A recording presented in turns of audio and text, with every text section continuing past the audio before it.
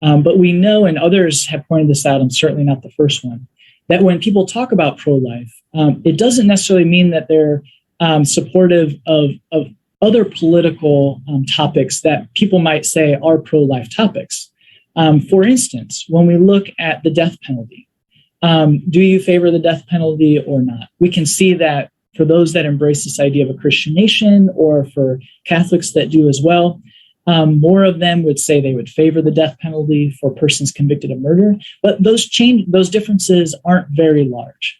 When we look at whether the federal government should do everything it can to improve the standard of living for all poor Americans, which the William Barber's movement and the Fusion movement talking about access for poor to healthcare, even then too, we see that individuals that embrace this idea of a Christian nation less likely to want to see the government involved in helping people pay their doctor's bills or helping them out of poverty.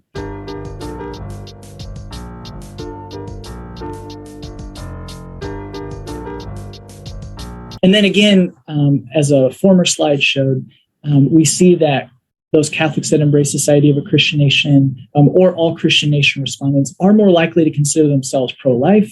But in other topics that people might say are pro-life topics, like healthcare or poverty or the death penalty, there's less of a difference there, or they're less likely to support those. And so it really does and limits itself to a very particular political outcome.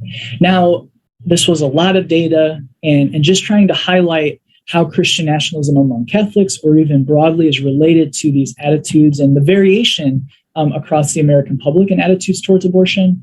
But these are historically situated questions. And so I want to highlight a number of different resources besides our book, Taking America Back for God, that you can turn to explore and examine American Christianity broadly, and how it relates to what gets identified as a moral issue. Everybody is losing their stuff over Lil Nas X because he has decided to be out as he wants to be. And I think that's just fine. Everybody should have the right to do what they need to do in their lives. We cannot say conclusively that the Bible is saying that those who are romantically love members of their own gender are sinning, because the Bible does not clearly say that. When you say that everybody has a problem, do you think being LGBT is a problem? No, I don't. They do. Okay. I want to make that, let me make that perfectly clear. The Black church has a problem with homophobia. The Black church needs to get over it because they know they would never be able to field the choir. And, we don't even need to get into the fact that Jesus said to love each other.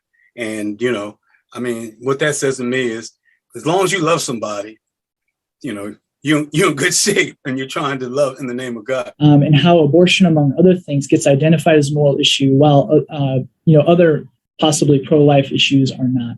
And so, again, what we find is that this is intimately intertwined with race. So at the rise of the moral majority in the 70s, those that were a key part of it, and Paul Weyrich is one, and you can read about this in Bad Faith and in White Evangelical Racism, which I have here.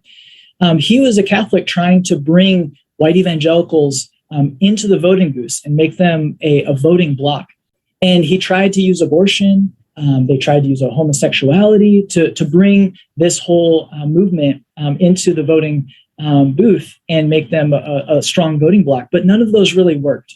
And he shares how what got them motivated was when the IRS in the Carter administration revoked the tax-exempt status of Bob Jones University because of their discriminatory racial policies. And that is what activated them.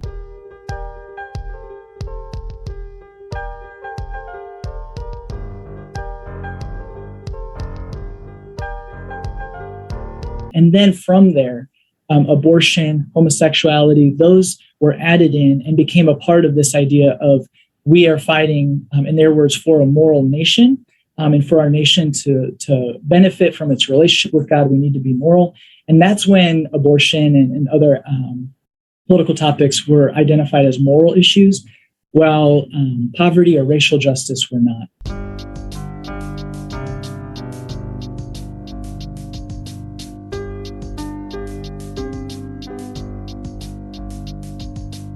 And so these books help explain that history And while they don't focus on Catholicism specifically, because the moral majority in this movement really crosses those Christian boundaries of Protestantism and Catholicism, it highlights what took place and how race really does underpin a lot of what we see today and how people understand abortion rights and their views towards it, and how religion, especially white Christian nationalism, relates to that.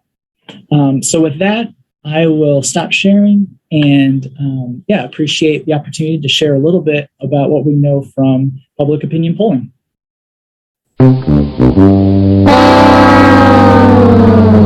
Wow, thank you so much for sharing all that fascinating information. It's really incredible to see it all laid out like that.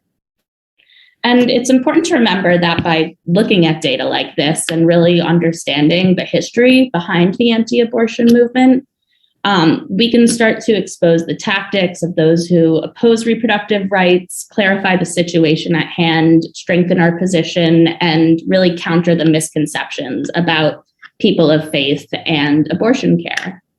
So thank you again. We know that by understanding our opponent's deceptive strategies, we can start to fight the stigma and inform folks about how Catholics really feel about reproductive health rights and justice.